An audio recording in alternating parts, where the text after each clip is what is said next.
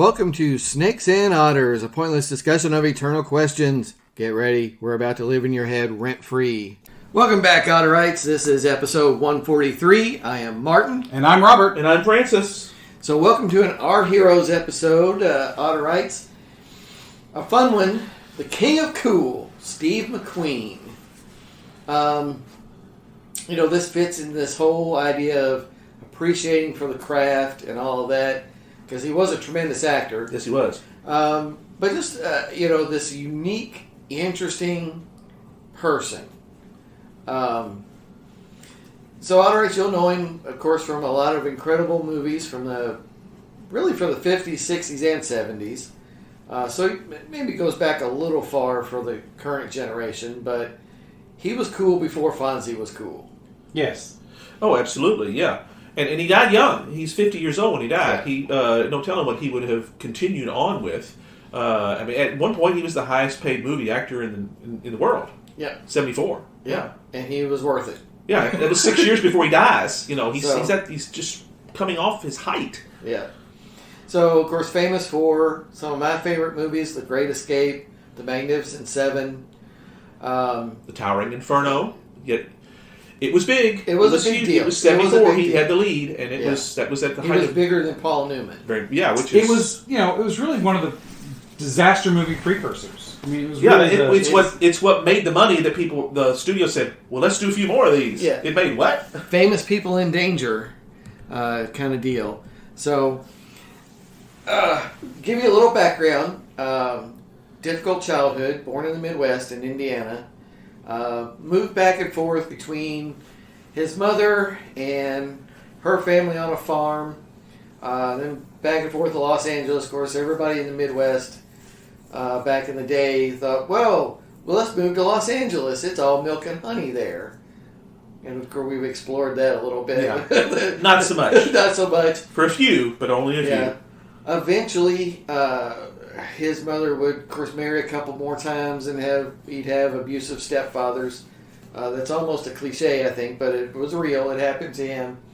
He ends up at what was called a boys' ranch, Boys Republic, when he's 14, I think it is. And it's there that he starts to kind of mature and be someone that other people gravitated to. He eventually becomes kind of the leader of the Boys' Council that helps set up the rules and things. California Junior Boys Republic in Chino. In Chino, California. Yes, yeah. So this is what I find interesting because his early life mirrors his King of Cool image because he was caught stealing hubcaps and was basically persuaded, the mother was persuaded to sign a quarter acknowledging he was incorrigible. And sending him off to this boys' ranch. This Junior Boys Republic. So, it's a life that could have really went bad. Oh, yes. Because, literally he is a teenage delinquent, a petty criminal. And he doesn't lose that personality either. He was famous for being absolutely combative with directors and producers. Well, anti-authority. And all the way. That's right. And yet, he joins the most authoritarian branch of the military. He became a Marine. He becomes a Marine very early on. I think, 47. He wasn't even 18 yet. He wasn't even 18. Joins the Marines. But he learns a lot of structure. And he matures and understands that he can make his life go somewhere. He's learning. So this is this unique spot of I can turn my life around. And he really does it almost just by himself. Well, sort of. So, again, you guys are probably more knowledgeable about him and what have you than I am. But, from what I've seen, he really did it with the help of the Marines. It wasn't just by himself. Yeah, so he has a very early rocky relationship, as you would expect, given his background. Yeah. He ends up going AWOL and gets, basically 6 weeks in the brig. And it was that basically, I guess, scared him straight. Yeah. He did well enough to get promoted, enough to be demoted back to private. Yeah. 7 times. So, that's no mean feat to get demoted 7 times, which means you have to have been promoted 7 times. Yeah. But anyways, he struggled with that discipline, but it eventually served him well, and used that and kind of embraced that discipline and turned himself around. And he credits that himself. He made the quotation. He said, "That's what made a man out of him." Yeah. That's truly he realized that he could get along with other people and make something of himself because of what his time in the Marines. So it really was very. Yeah. That's what made Steve McQueen in many ways. And in the meantime, of all things, he's learning how to race cars, race motorcycles, and then of course realizes he has to really learn the craft if he's going to be an actor.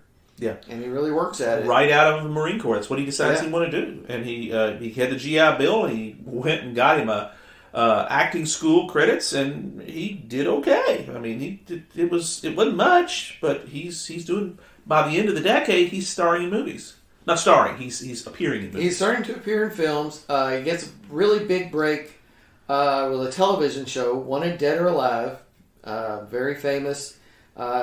He carries what became known as the mayor's leg. It's a rifle, not a handgun. A Winchester lever action, but it's been shortened and the stock sawed off. So it's a gimmick, but it's a gimmick for the TV show that really catches on. And then like the rifleman's rifle. Mm-hmm. Yeah, It's a gimmick. it's a gimmick, but he's successful enough in this show. He begins to get noticed.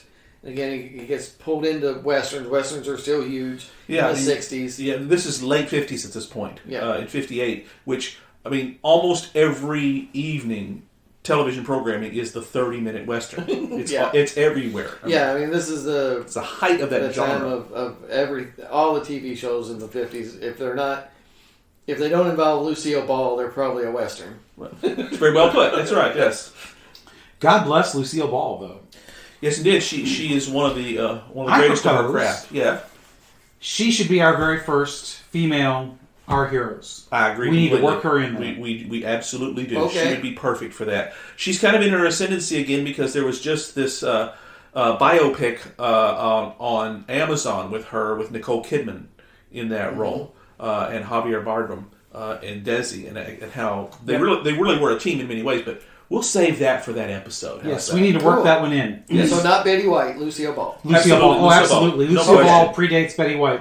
All right, I'll sign that. Significance, yes. I'll sign that. Lucille Ball is the hero. That'd be great. Back to Steve McQueen. Steve McQueen. So, and then of course the huge break is the Magnificent Seven, and we've talked at length. The Magnificent Seven, of course, essentially stolen from Akira Kurosawa and Seven Samurai. But he plays Vin. Yul Brynner kind of hates him because he feels like he's upstaging him. And he is. But he's also trying to differentiate the character. Correct. From the other. Because this is Yul Brynner's vehicle. He's meant to be the star. And Brenner was usually the gentleman. He was very much the gentleman. It took a lot for him to get upset. And this one kind of did that. Because Steve McQueen didn't care. He's a bruiser in his background. He's learned how to be sophisticated. But he's doesn't take any crap. Well, he's trying to develop a niche and to differentiate from the other characters in the film. So he's doing all these little things, shaking the shotgun shells next to his ear in the one scene before he puts them in the shotgun. Brenner hated those little things. You're upstaging me. But it was important to make the character eccentric and different from the other gunmen. Yeah, because he's one of the survivors. If you haven't seen the movie, well, not all 7 get killed, but many do. That's kind of how it goes. But that part of what the appeal of that film is, it's easy to make all 7 characters exactly alike because they're all gunmen anyway. Right. How different are they going to be? McQueen stakes out a territory here with this character and making it the eccentric one. Right. The oddball one. In fact, it got to the point where Brenner refused to draw his gun in the same scene as McQueen. He didn't want to get didn't want to get outdrawn. That's right, yeah. No. But McQueen is the one that had kind of the lines about sound like a guy that I knew that took off all of his clothes and jumped into a mess of cactus. It seemed like a good idea at the time. Yeah. These little lines making him the eccentric, the oddball. And the one that stands out in people's memories. Brenner understood that. Yeah. He wanted that to be the hero. And in an ensemble cast, that's not really a thing. Brenner's wanting it all for himself, and that's not the way that movie is structured. Well, by definition. And, let's pause and think about what was just said. How great do you have to be to upstage Yul Brynner? Exactly. Well, yeah, you're and right. again, this is Think about establishing that. his reputation. Yeah, because this is only a few years after Ten Commandments. And I believe The King and I has been done at this point, too. Don't quote me on that. I mean, your Brenner is a big, bona fide star. I don't have to quote you. It's recorded. We can just play it back. But. He's Sorry. the 300-pound gorilla. Yeah, he's the real deal. And McQueen's, staking out a territory here to be the other alpha male. And it works, and they're opposites too, Yeah. and they're because you're right because I think you talked about Yul Brynner. I think you said sophisticated or something like that, polished. I don't remember exactly what you said. Yeah, that's him. Yeah, that's him. Yeah, but that's definitely him. When you think about him in the Ten Commandments, yeah, and the King and I both. He brings presence with him. He's got gravitas, but it's that it's voice, that look, polished, sophisticated. Yes. Whereas Steve McQueen is not. That's not the reputation that he has. It's not you just... No, his coolness comes from his anti-establishment. Yes, not as part of... right. Yeah, that's right. And Right. but that hasn't really even happened yet. But it becomes part of who McQueen is. Yeah. He becomes the anti-hero. Yeah. He becomes cool by his lack of doing things. In other words, he's going to do stuff and not tell you about it beforehand. And that's what makes him cool. And he becomes a hero of the counterculture because of that. Even though he's appearing in very conventional films. Yeah. He's not really appearing in, a Beatles movie or something. He's appearing in these conventional films. He's a war hero, but at the same time, hey, here's the fun stuff. He's a war hero who can ride a motorcycle. Mm-hmm. He doesn't. The insurance company wouldn't let him do the motorcycle stunts in The Great Escape. Yeah. But it was somebody that was his close buddy, Bud Eakins, who he had ridden with. And again, he rode in races and all that stuff on the weekends for years. So he's just this unique, interesting guy. He becomes this sort of this hero of the counterculture, and at the same time, this really, really, really good actor. Bankable, very bankable. Yeah, I mean, it got to the point where he is having his own vehicles, which at that time was, unless you're John Wayne, that doesn't happen much. So this is still the era early with Clint Eastwood, who doesn't really earn his stripes into that until like the late 60s. By this time, McQueen's already there. He already occupies that space. Yep. And at the same time, he's seen as this, we can't get along with him, the producers don't want him, he makes all these crazy demands, but the demands he was making were for things he could donate back to the Boys Ranch.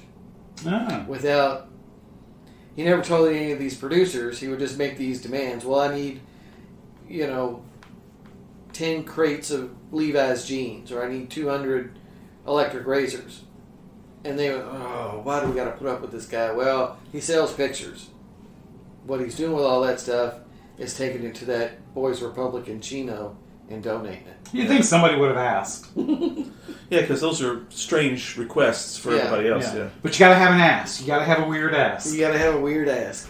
So that's what he was asking. Yeah, he turned down quite a few, or in some cases wasn't able to take on quite a few famous roles. He was offered the lead in Breakfast at Tiffany's that went to George Papard, which seems kind of odd. That seems like kind of a step down.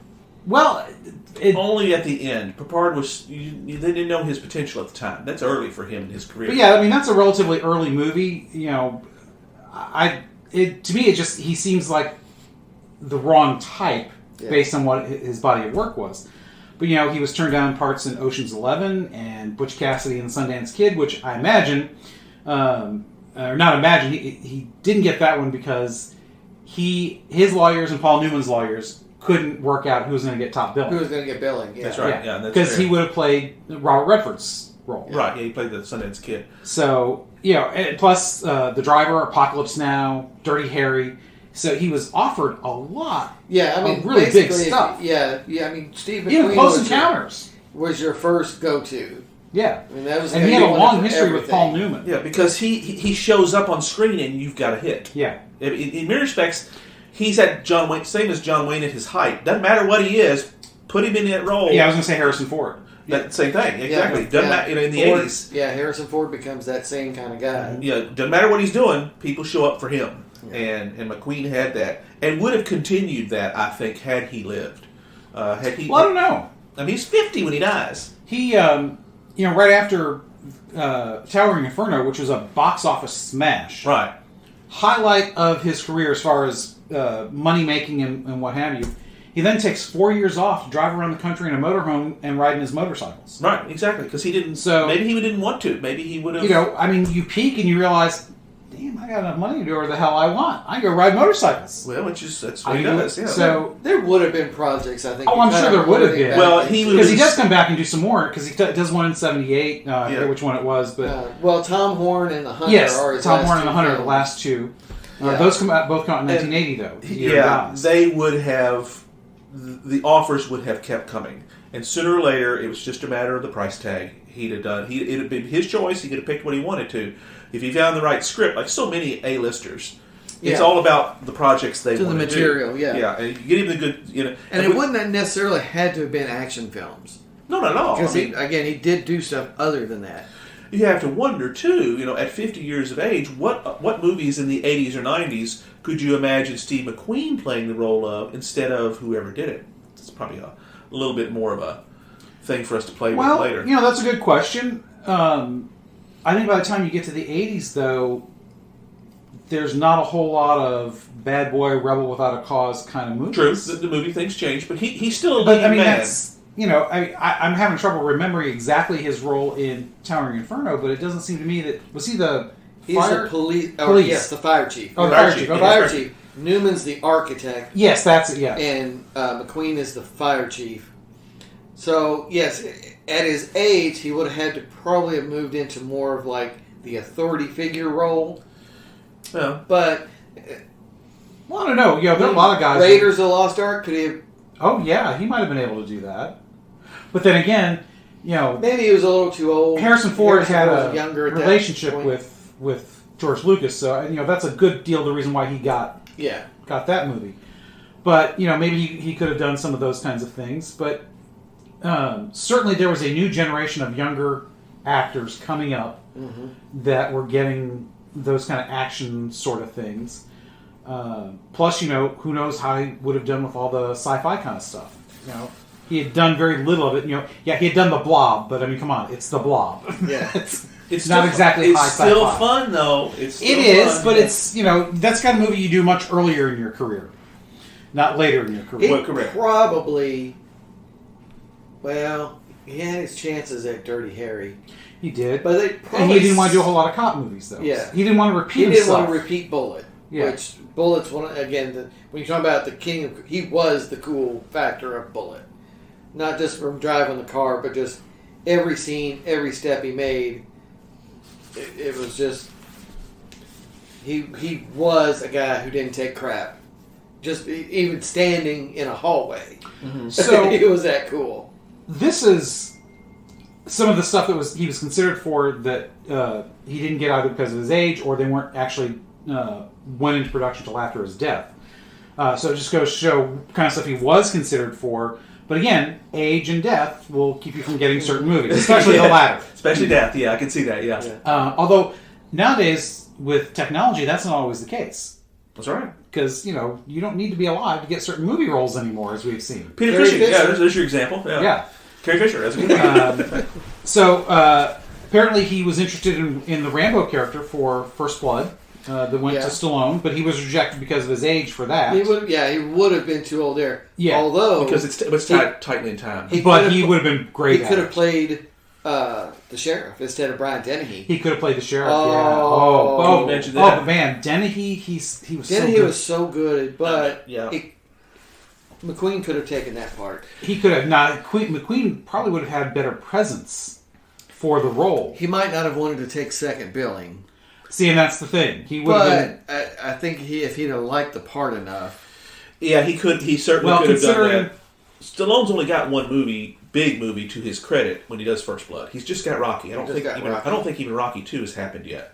I don't know. That's right about the same time. Yeah, it's really it's Stallone's chance to prove I'm not just a one-note Charlie. I really can act with the right role, and this is a perfect role based on the book. Yeah. And it cemented him as, holy crap, this guy can act. And he spends the 80s doing all sorts of stuff. He does. He does even Rhinestone with Dolly Parton. He said, Yes. He's had more than a few stinkers, and he'll firmly admit them. Every actor does. Yeah. So he was also offered the title role, or not the title role. Well, yeah, I guess technically it's the title role in The Bodyguard because it was originally in production with Diana Ross.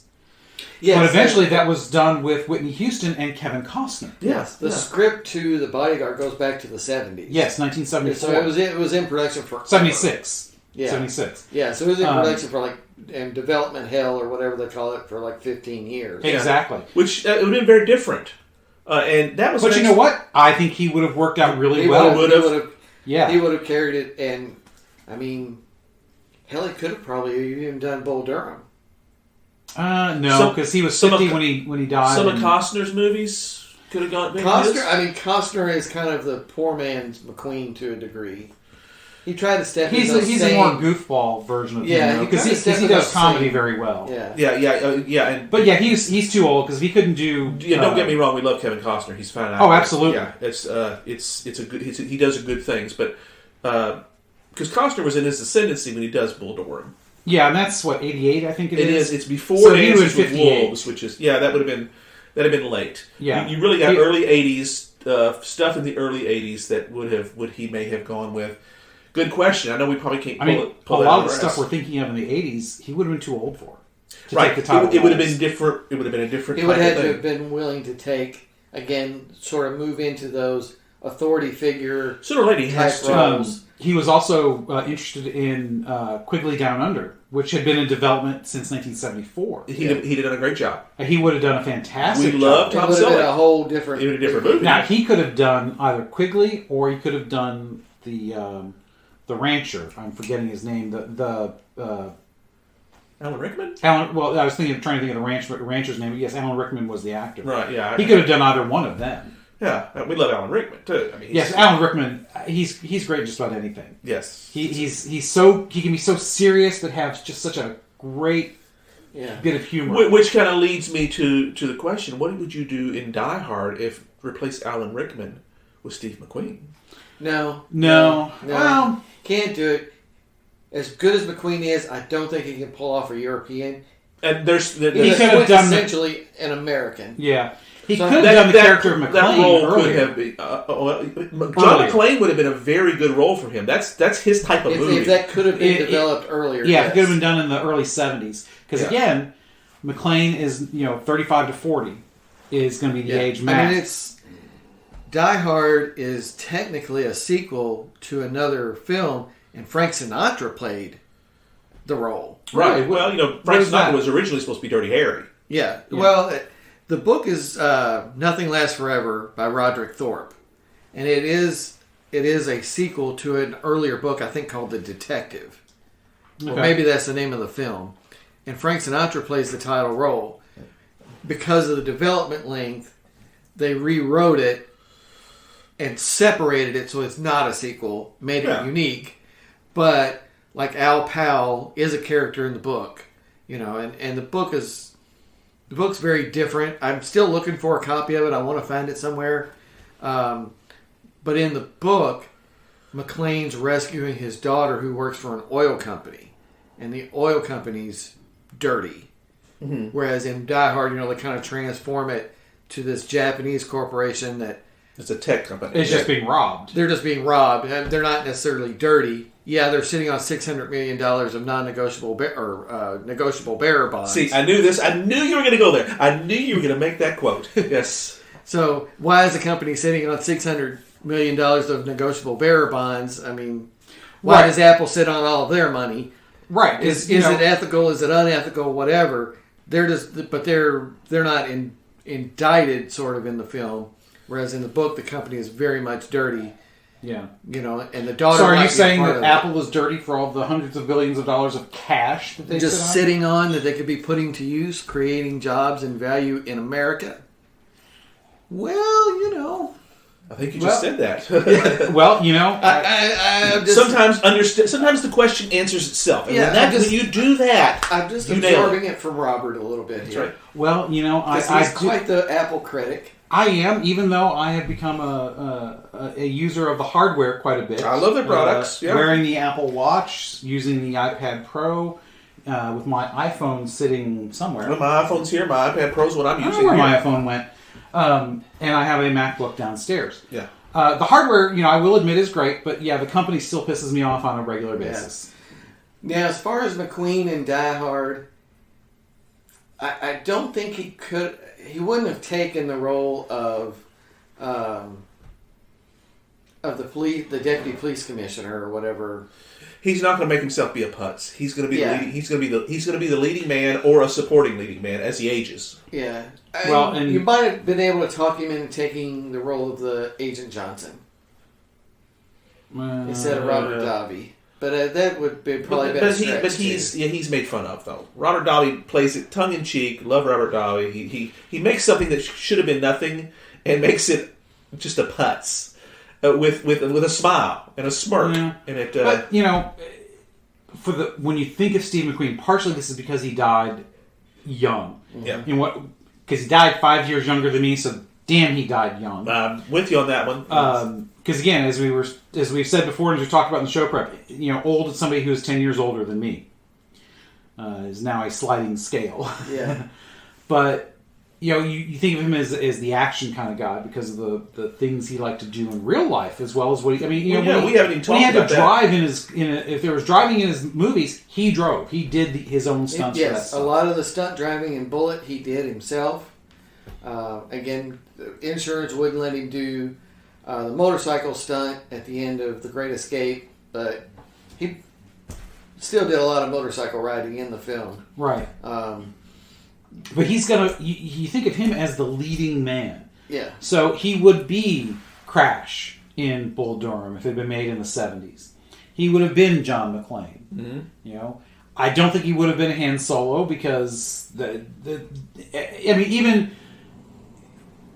Harrison Ford says that there's just nothing there. He's not a huge fan of Han Solo because there's just no depth to the character. Although you could argue that later it comes a bit, but he was never really a huge fan. Yeah, he could have made a great Indiana Jones. Yeah, he could have. Because I can easily picture him in the leather jacket and the fedora, carrying the bullet. Not a problem. But again, much younger. Blade Runner.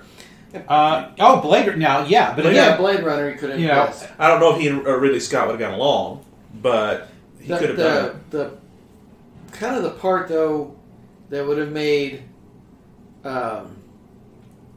like Raiders of the Lost Ark difficult is again McQueen's. He's doing things without saying them, whereas that's more of a Harrison Ford gives that kind of a wisecrack type. Well, yeah, but that's how it was written. McQueen's not a wisecracker. Lucas would have written it differently if it was McQueen. We know that it would not have been the same recognizable character we have here. It would have been made to fit him. But Lucas could have done that. That would not have compromised his vision. The character would have been a nuance different, but the events are still there. You still would have had, and McQueen probably had a blast making a movie like that. Yeah, that's right up his alley with the stunts. I mean, out there getting a snot beat, having a fist fight next to a rotating plane. That's McQueen all over it. So and he gets to ride a motorcycle in the third movie too. That's exactly right. Yeah. Yeah. Of course, again, as he ages, what is he willing to move into? We don't know. This is all perfectly. This is just a what if. Speculative. We love what ifs. But fortunately, most actors, if they want to keep working, move into somewhat different roles. I mean, Connery, of course, moves into kind of elder character type roles. Yeah. From I mean, to go from Bond to then Raimi is... Well, he had to reinvent himself big time. Yeah. Because he was typecast, and he's one of the few that have successfully broken out of that. He could have played the American sub-commander in that movie. Oh, yeah. Armin yeah. Yeah. Yeah, he could have been very good at that. McQueen would have been great in that movie. Yeah. Can you imagine? Because he'd have been about 60 at the time. Yeah. Thereabouts. That would have been a perfect age to have played that. And nothing against Scott Clint. I think he did a good job, but... Scott Glenn is awesome. But how in the world could you not? Just imagine McQueen if McQueen calls and says, "Hey, I'd like a part in this sub movie you're making," of course you find someplace to put him. That would have been exactly. It was a meaty enough role that he would not have minded. Even as Greer, would have been cool.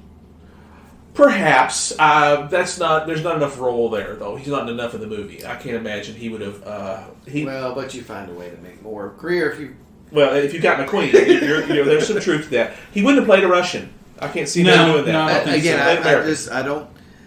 He's just too American to play any character that's foreign. Again, that's why I think he would have been wrong in Die Hard as Hans or something. Right. Well, unless it were rewritten, of course. Yeah. Again, if you stay with the original material of it being an American oil company. Right. I mean, but as far as Hunter Red October, that doesn't work at all. Being a Russian, he's not, because you can't change that. Yeah, right. So he has to play, one of the CIA or one of the American. But he could have taken military on officials. Yeah. Some of the roles. He could have been Pelt. Pelt's not a bad idea. Oh yeah, and that's not an action thing. Of course, then again, he'd be 60. Well, he could have done that. He'd be very convincing as Pelt. Very much so. Richard Jordan, love Richard Jordan. Oh yeah, but I could watch him all day. Yeah, McQueen as Pelt would have been really cool. Yes. Because again, he's got that presence. He could have done roles that Sean Connery did. Now, granted, the movie with Catherine Zeta-Jones where he's the thief. Entrapment. Yeah. That's late '90s. He would have. It's late '90s, but again, that type of he would have been approximately the same age. He wouldn't have been that far off from Connery. From Connery, possibly probably would have aged better than Connery did. Maybe. Because Connery didn't until Red October. Connery didn't really. Well, let's take that back. Until The Untouchables. Connery really didn't break out completely. He was always working. He always was leading vehicles, but none of them ever went much of anywhere. For God's sake, you've got Zardoz and a few others. But But once he does the Untouchable role, you realize, holy shit, he is very good. And we need to be making real movies for him instead of just something else. Yeah. Wrong is Right and a few of these others. He could have done any of the roles that Chuck did later, like True Lies, where he plays Arnie's boss. I was thinking... Because again, who do you get to intimidate Arnold Schwarzenegger? Chuck Heston or Steve McQueen? Yeah, you can imagine that. Or in any of the Stallone vehicles, too. I mean, because you've got many of those. Which? Put him in Richard Crenna's role. In the Rambo movies. Possibly. I don't know that he'd have taken them, but yeah. That's right, because they weren't big enough. But he would have been the right age. He would have been good. He would have been fantastic with that. He would have been... Crenna is very good. McQueen would have been badass. And then you get all of a sudden a much more believable Rambo 3, which sucked. And nothing against Crenna. It was just... It was the whole thing was written wrong. It was attempted. That would be neat to picture that beginning scene in First Blood when the Troutman character is introduced. Right. Who made Rambo? Well, who in God's name? God didn't make Rambo. I made him. Yeah. That's McQueen. Yeah. To eat things that make a billy goat puke. That's right. To win. Yeah. Period. He would have been very, very intimidating. And had him against Stallone at that beautiful scene at the very end of the movie where they're arguing right before he's getting ready to go out. Can you imagine that? Or Crenna did a great job. Yeah. Could you imagine McQueen there, though? So, what about McQueen in something in... Brian Dennehy relationship would have been really good. Yes, McQueen and Dennehy arguing in that tent would have been really good. So, throw McQueen into Apocalypse Now. Because he was supposed to be Willard. He was actually... Oh, was he? Okay. Because that's the Colonel, isn't it? No. That's Willard's Martin Sheen. He's the main character. Oh, that's Martin Sheen's? Okay. He's the main character. See, I was thinking of him first. Well, no, because she wouldn't have been so young then. That would have been a significant age difference. No, he was actually up for it, and he turned it down. Okay. Which is really a At that bummer. time, I think they anticipated being overseas for a really long 17 time. weeks is, and that's why he didn't do it. And didn't do it. It's not that he just didn't He like. would have been good as Kurtz. Yes. He would have been good as Kurtz, Oh, but not that'd as been Willard. different. You don't think so? Oh no, he could He'd have have done been that. too old for Willard. See, yeah, that's what I was I thinking. mean, it was made in 71, maybe, but by 78, he's too old. Yeah, because for Willard. you got to remember the time it was made. Yeah, And actually, you couldn't have made that movie in 71 anyways. It wouldn't have made sense. Yeah. Well, yeah, it had to be. You needed a little bit of distance from the Vietnam War. Because Brando was already set. That was kind of like because he'd already done The Godfather. So Coppola's, I can bring you Brando, which is part of the deal. But could you imagine? You're right. Could you imagine him as Colonel Kurtz? And Brando, who did a fine job, but he would only be. You couldn't really see him. Yeah, because he's overweight. What else could he have done in the 80s, though, that would have been tremendous with him at, say, 55, 58 years old? Well, see, that's kind of the problem. So you're talking 85, 86. Well, you got to remember 88. though, 55 to 58 on screen for somebody like him does not play like 55 does for us. Yeah. So- Yeah. Well, I mean, he did try to keep in shape. He did run and really try to work out. What the cancer that got him, it's suspected that it was asbestos exposure when he was in the Marines. No. Yeah. Now, it would have changed the character of the movies, but you know what he would have made a really good? He would have made a great Lex Luthor. You just wouldn't have been able to play it as a camp Lex Luthor for Superman. If you played him as a real villain, yeah, that would have been kind of cool. Yeah, and I'm not sure Richard Donner would have gone that way. Probably not, but yeah. if you had made him not a goofball, he would have been a great foil. Lovable goofball, mind you, because Gene Hackman did a fantastic job. Oh, with absolutely, that. absolutely. We love that Hackman's portrayal of that. Hackman is somebody. Hackman's roles, they weren't that far off in age. The sub commander with Denzel Washington. Yeah, can you imagine him? Yeah, in Crimson Tide. Crimson Tide. Yeah, that would have been. I think that's in the early '90s. So he would have been older. He would have been older, but he could play it. He could play a younger guy, unless he loses his hair. He can, and even then, you can do. You can fix that because that's what Connery did. You do the hairpiece and make it work. Yeah, but he could have done those kind of roles if he wanted to keep working. And you can make the argument that once he had the financial freedom to do whatever the hell he wanted, maybe he didn't really care. Maybe not. I mean, he took 4 years off after the Towering Inferno to do what he wanted to. Well, I suspect had he lived, he would have done very few, but they'd have been roles that intrigued him. Something that he liked the idea of. They sold him on the character. That's why you'd see. That's why you'd see him come again, to it. Pull him in. Yeah, right. Having him play Pelt. Yeah, Hunt for Red October. Yeah, I think that's a role that would have intrigued him at that time. And it would have been Richard Jordan was a bit young for that kind of character anyways. Yeah, I mean, but it would have so worked to have him in that discussion with Alec Baldwin.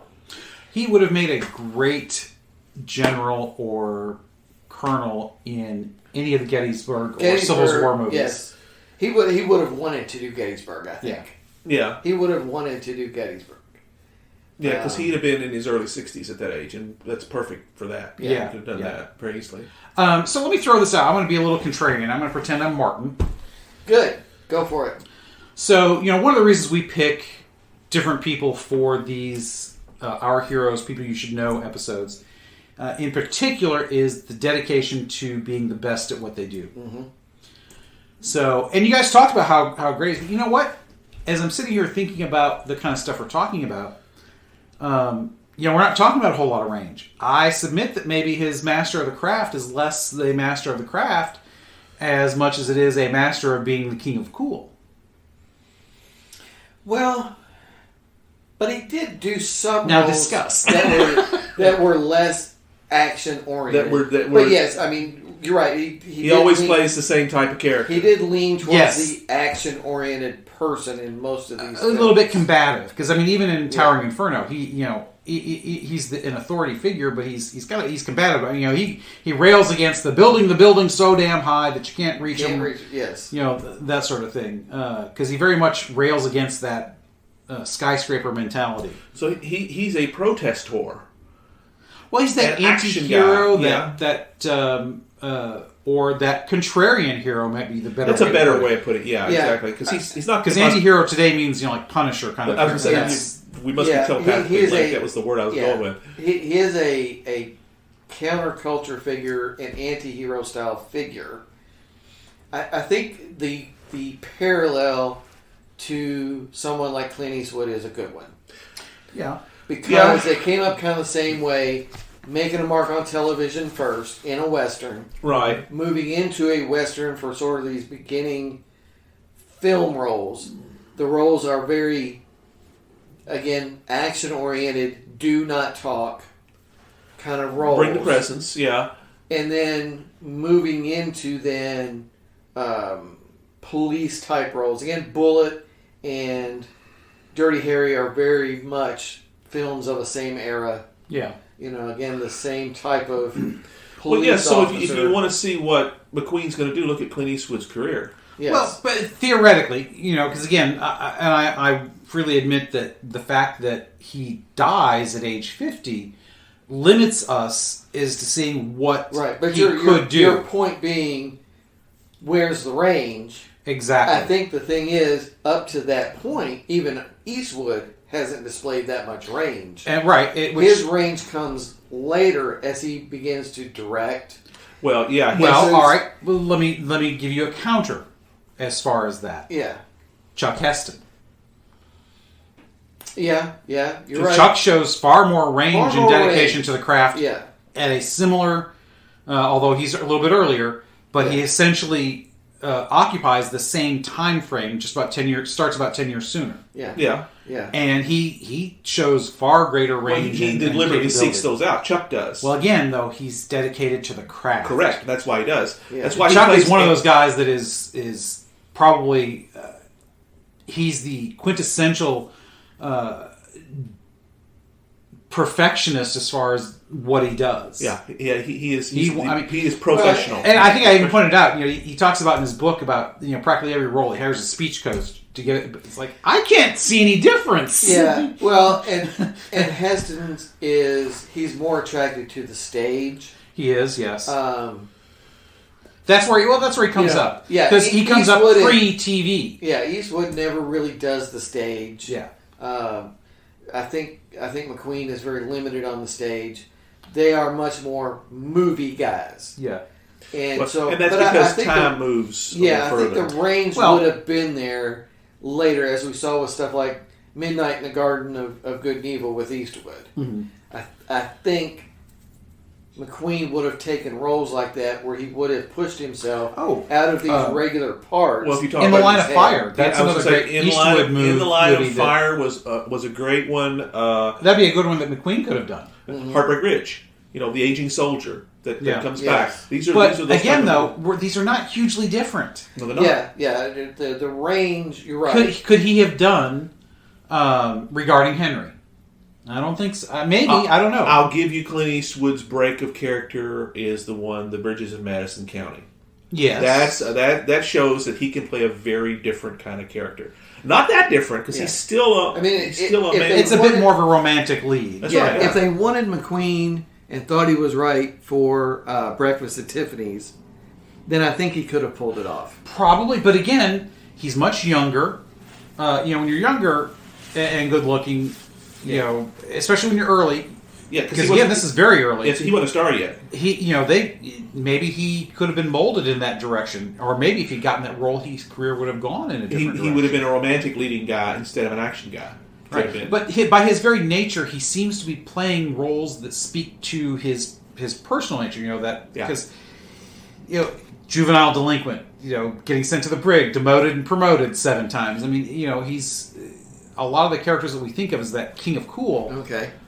Kind of relate to him personally. At least it seems like they speak to him personally. Yeah. Or at least which again speaks to, is he truly a master of the craft? If it's so easy, and I don't know if it was easy for him to play these things, but if you can see the similarity in who he is with who he plays.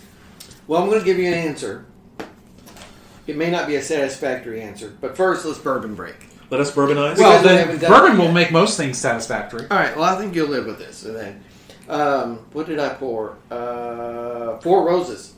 The 4 small Roses. batch. 4 Roses small batch Yes. with a little ice. Again, very, very smooth, very Oh gratifying. yes, love the 4 Roses. Oh, just so good.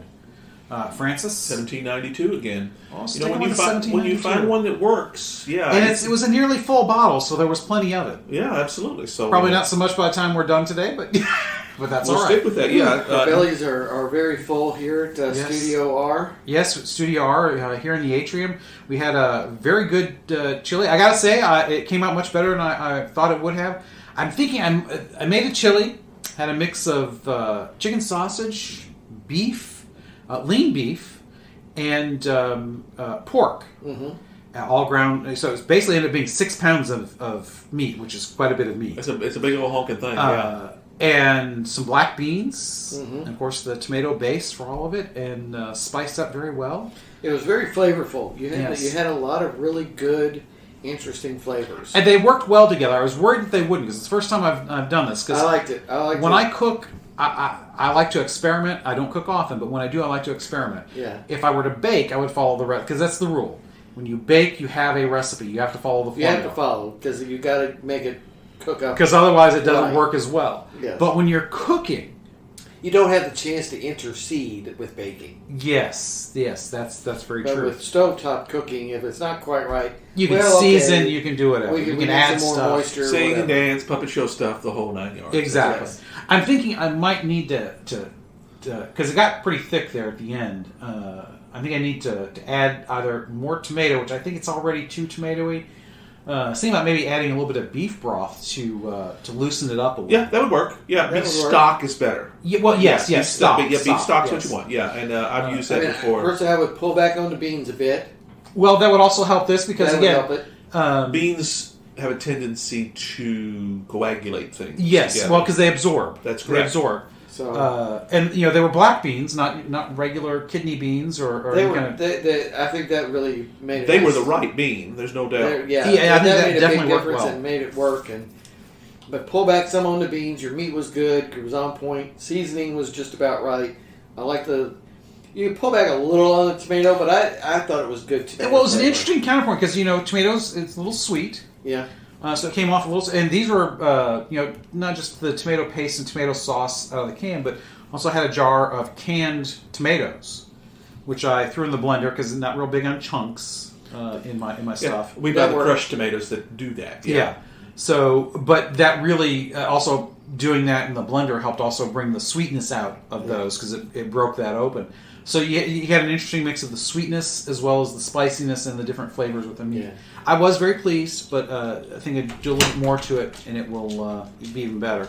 Especially if I can tone down the seasoning a bit because the wife and Mrs. Robert and the mother-in-law are not real big on spicy stuff. Although Yeah. Mrs. Robert handles it better than she used to. I didn't think it was super hot. It Me didn't- it neither, didn't have but a I ton of know heat. I know them. Yeah, it's not giving me any kind of Well- spilkus. Oh no heartburn. No heartburn. spilkus in the Connecticut. And that's always good because the spilkus there is always. Yeah. So, anyways, my bourbon is the 9-year Knob Creek. Oh, Dropped Yes. a single ice cube in there, which by the time we got to it had fully melted.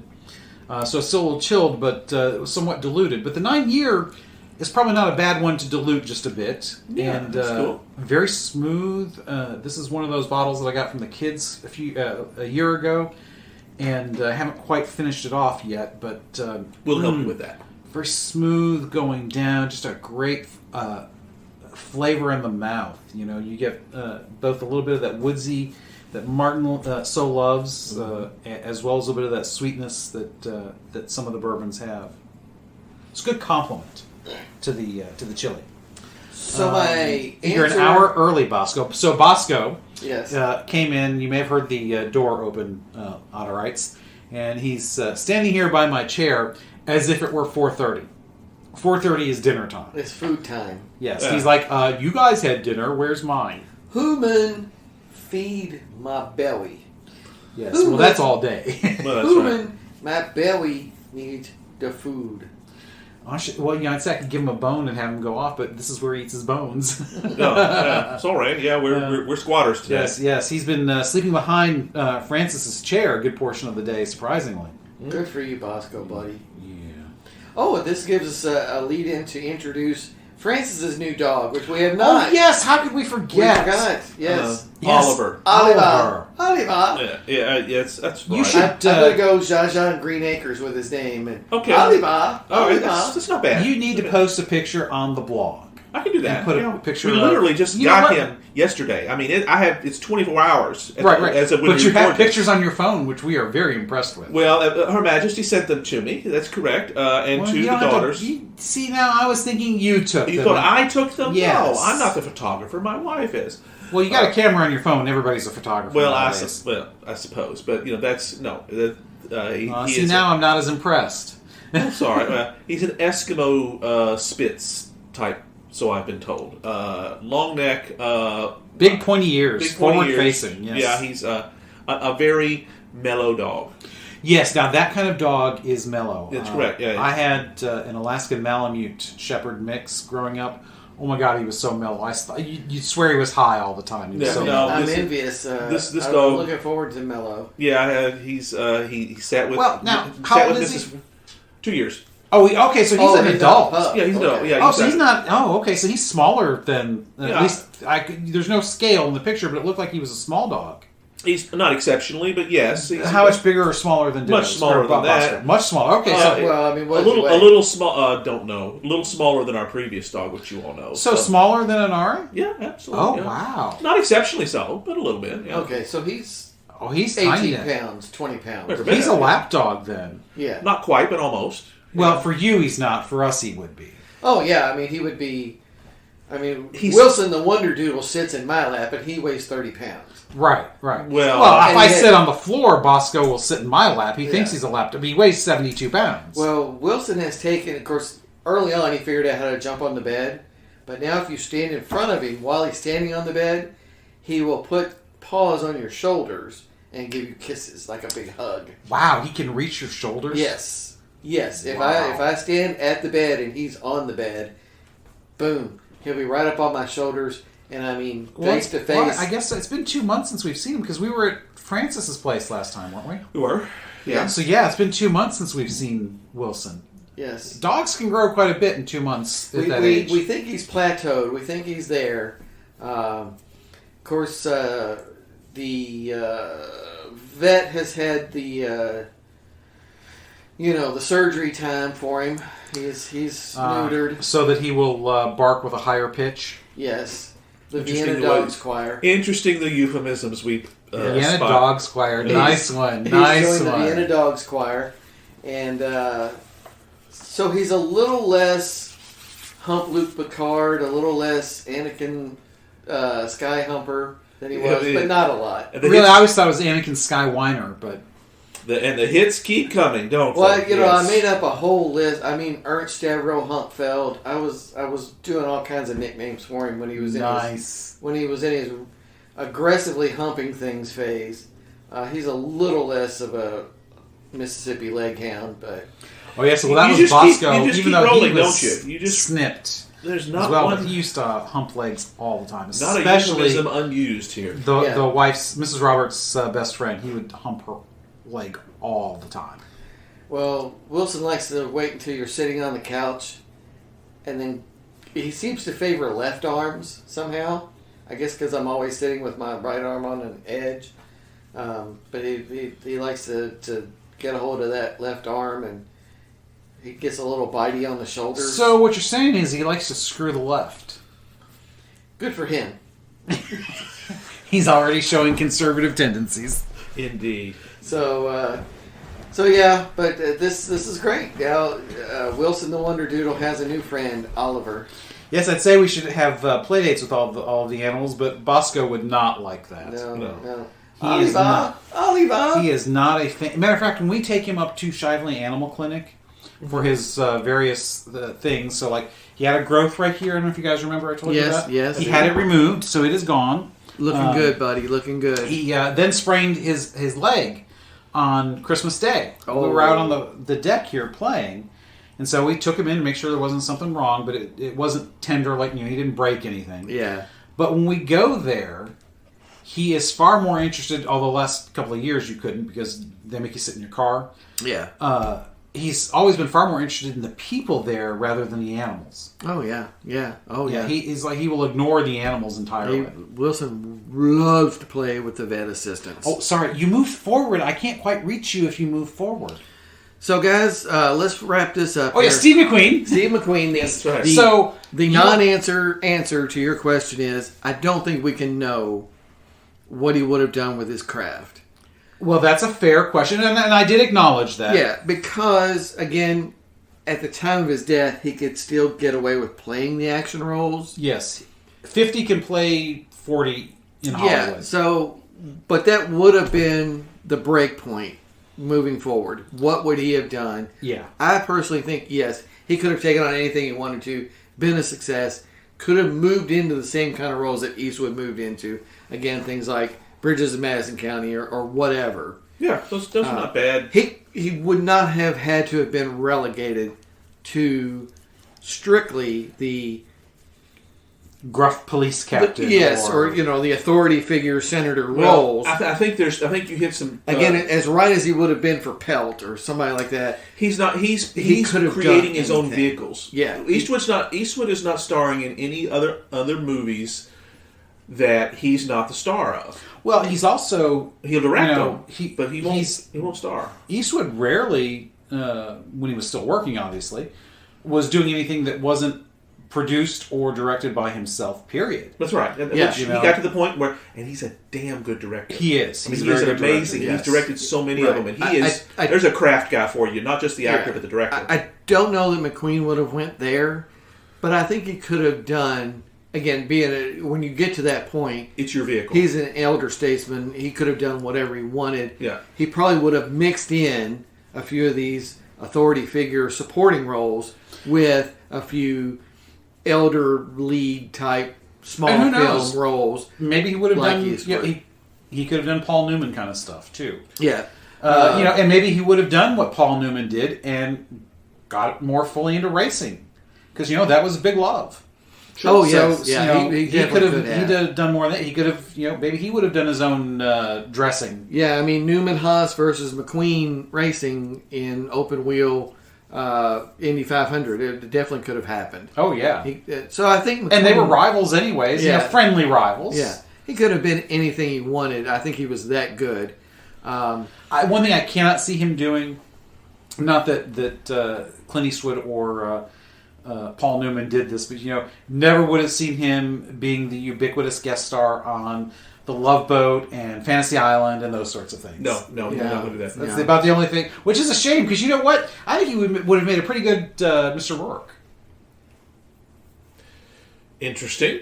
Hadn't I considered that. don't think he would have ever went back to television. No, I don't think he would have either. But that mysterious character. I love Ricardo Montalban. Yeah. Love him. But... Yeah. That's right. With his rich Corinthian leather. Yes, rich So Corinthian leather. I think the answer is we don't know where he could have taken his craft, but at the time, It's fun to speculate. I think he was at the height. He was as good an American actor as there was. But again, though, not necessarily the breadth. Yeah. It wasn't there yet. Yet. But and, there's not a whole lot of guys that have the breadth that Chuck Heston had as early as he did. So... Yeah. Maybe it's not fair to compare him to too many Heston's others. not coming up as a TV Western guy. Yeah. Kind of didn't pigeonhole him. Well, right. He also didn't grow up or spend all that formative time in California. He only went there after he decided to get into movies. Yeah. He was in theater and early TV in New York. Yeah. And that's where you did that stuff. You only went out to California to do theater. Or to do movies. Yeah. Whereas now you go out to California and do television. Yeah. So, part of that's their location. Yeah. But both Midwest guys, Very much, yeah. Chuck in Michigan and it's interesting that their paths never crossed, really, in a film. It is, yeah. But again, they were both the 400-pound gorilla. Yeah. You know, of course, our paths never really crossed with John Wayne. He's another 400-pound gorilla. That's right. Yeah, there's not a whole lot of, not too many big names could really share a stage with John Wayne. Yeah, that's right. Even later in his career. Although, you know what? He could have done the Bruce Kern figure and be the guy who killed... Cowboys? Yeah. In...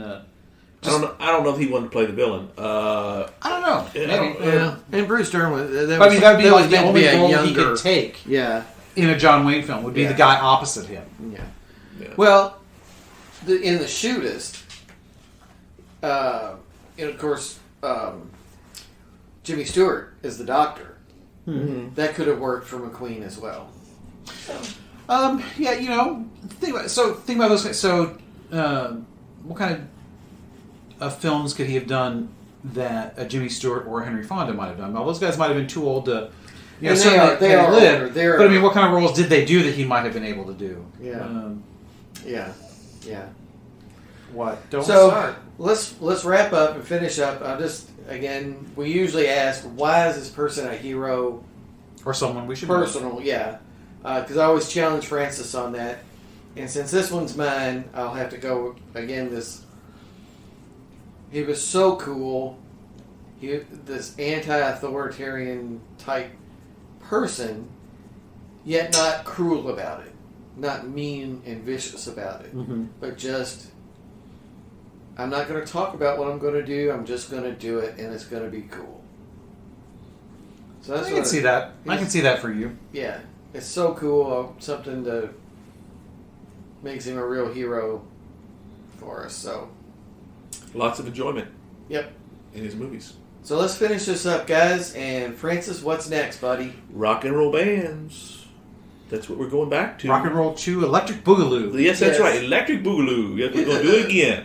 We talked about it once. We discovered, there's a lot more to talk about here. So, pop culture next time, we're going to talk about bands. Whatever we want to talk about. There's a lot to cover there, but we know you'll enjoy it.